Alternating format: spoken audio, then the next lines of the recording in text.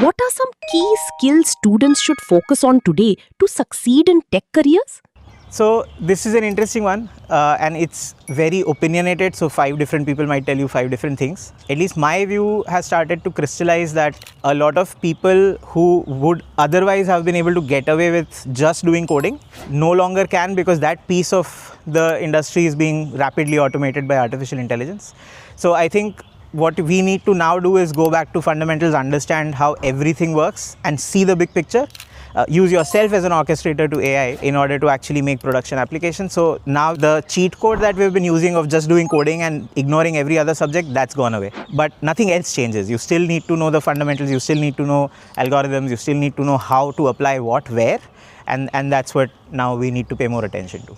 You've also contributed to shaping the BSMS programs at DAU.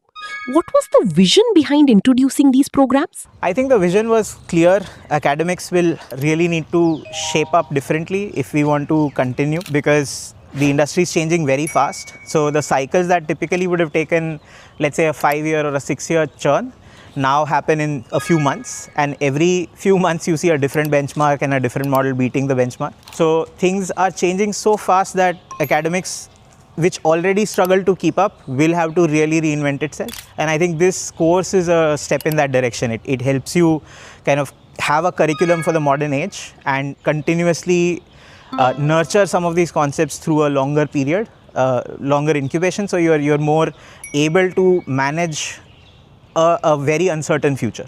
From your perspective, why should a student consider a BSMS dual degree instead of a traditional BTech or BSc?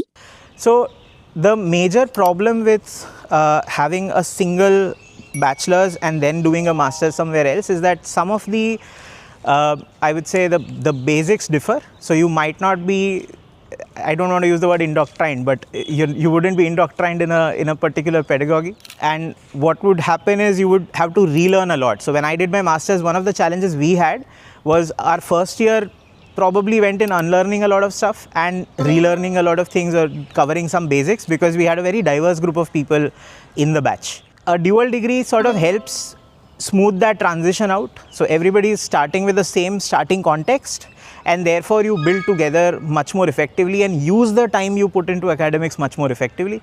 So I think it's just a matter of choosing between doing one thing and then relearning or unlearning some of those things versus going to a path which actually optimizes the entire time you spend learning.